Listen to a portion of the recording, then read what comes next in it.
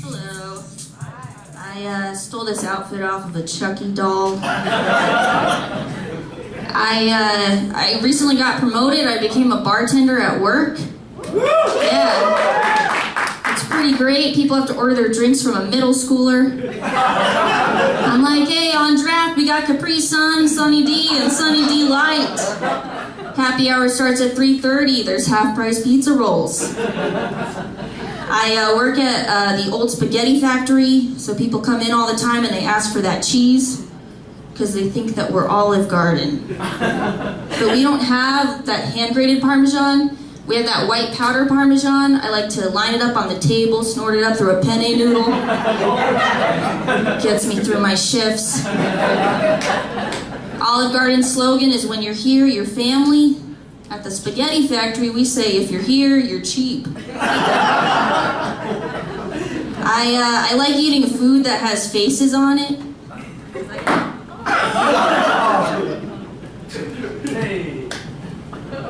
I like eating food that has faces on it because I get to decide when and how I eat the face. It's like, I think it's like the closest I'm ever gonna get to hunting and killing my own food. So I bite the ears off of chocolate bunnies and then I pop out the face and I put it aside and I make it watch me eat the rest of its body. It's like a primal thing, you know? I just gotta show the food who's boss. I love chocolate though. Like I'm a huge chocolate person. I love it. I found out that major chocolate companies, they harvest a lot of their chocolate using child slave labor on the Ivory Coast of Africa. And I eat a lot of chocolate, so this really troubled me. I don't want to be a part of that, but I probably single-handedly supported the slave trade for like 20 years. So I was like, what can I do? I don't want to buy this chocolate. So I was like, no, maybe like I'll start small. I'll grow my own chocolate in my backyard. I have a niece and nephew. They can come over, help me harvest. Maybe they have some friends. They can come help me. I'll have a little army of children helping me out for free, and that'll be the end of child slavery. Because I don't want to buy from these chocolate slaves, you know? And is it racist if I call them chocolate slaves? Because they're in Africa? So it is? Is that what that means? Huh? A little bit. Well, okay. I found out recently, chocolate, paper, nouns, paper toilet seat covers. Are we a fan? Yes. Fans? We use them? Yes. Only one person. We don't use them?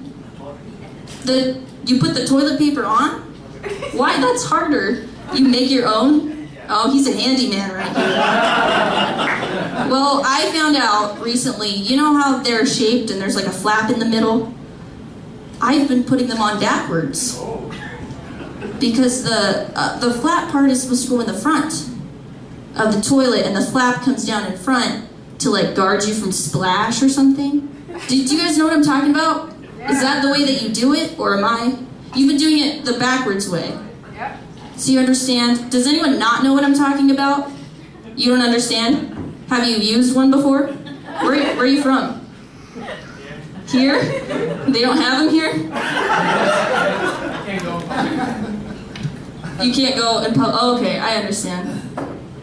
Unfamiliar bowel syndrome? Okay. Exactly, yeah, diagnosed. Self-diagnosed. So this is, he's never seen one before, so I just wanted to show you. There's this flap here, and you're supposed to rip it out, and then this part, this edge goes in the front so that the flap falls in front. And oh. That's why I show this every time, because I love seeing that, like, look in your eyes when you find out. You're gonna go later and use this. Do it here. In case they run out. They run out a lot here. I'll sign it for you after the show.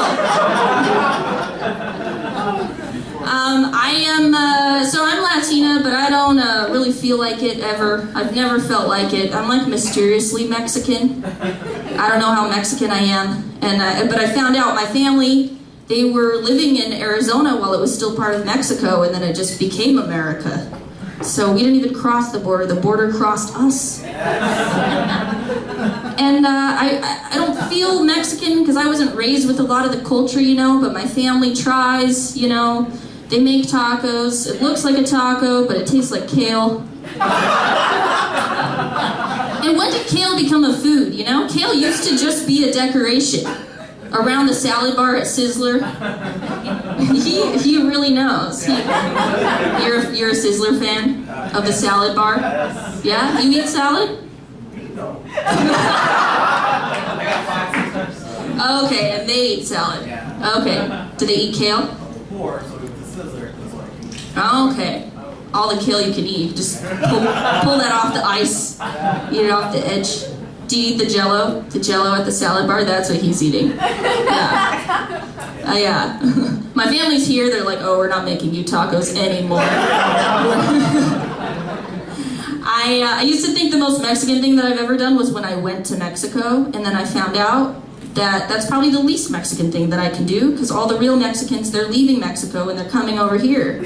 So probably what I should say is that the most Mexican thing that I've ever done was when I left Mexico and I came to America after my 4-day vacation in Cancun.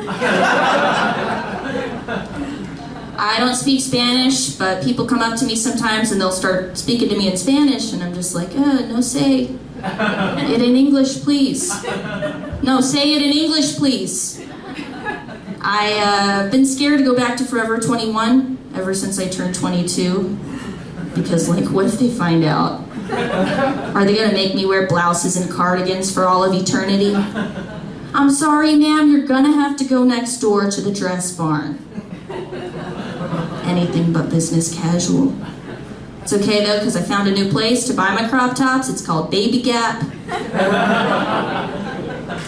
I was at Target doing the self-checkout, and at a certain point I started to wonder, is it me?